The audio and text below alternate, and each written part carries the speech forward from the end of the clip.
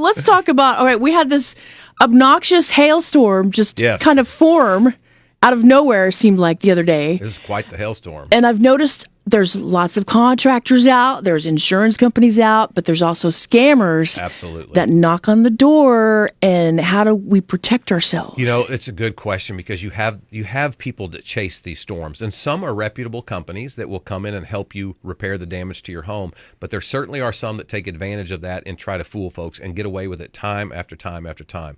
About the only thing I can tell folks is don't just take the first bid from the first company you get. Get a couple of bids, compare them, ask about their history, do some actual research, and make sure that they're bonded. And don't just say, are you licensed and bonded? Have them produce to you their documents and then confirm that. Because if you get somebody that's fly-by-night that you haven't looked into, that you give a down payment to, and often it's 50%, and then they disappear, what recourse do you have other than to sue them? And good luck even finding them. So do not hire somebody that's not an established company that you can prove that they're good, that you've maybe backed up some of their work by talking to some other folks, and make sure they're licensed and bonded. Well, like anything, check your references. I have a friend in Norman who the last time they had a really bad hailstorm, like a couple years ago, Right. the same thing happened to her. It was a tree cutter and a tree removal service.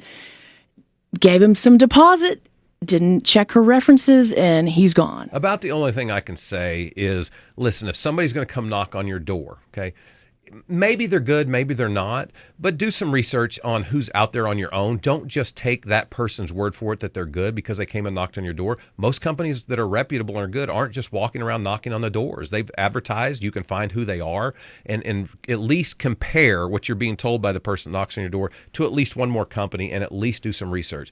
If you just accept them when they knock on your door and you don't know anything about them, it's kind of on you. You need to do a little research. You need to protect yourself. We're not a society that has vacuum cleaner salesmen anymore that Right. come door to door. I remember that. I remember those days. Rainbow vacuums. That's right. I That's remember. right. So check your references, Right. get a couple of quotes. A couple of quotes is the best thing because at least you can compare two different companies, and that gives you an opportunity to ask the second company, by the way, I'm comparing your bid against this other company. Do you know anything about this other company? Now, they may use that as an opportunity to trash them, but they may also give you some guidance and some idea. They may say, look, I've never even heard of them, or they might say they're very, very good, or they might say, look, they're good, we're just better. That's fine, but at least it gives you an opportunity to ask about the other company. Ooh, that's a good one. I hadn't thought about checking with a different company. I would. Why Interesting. wouldn't you? It's your money. You're spending Right. your money. Let's make sure you get the best value for your money possible.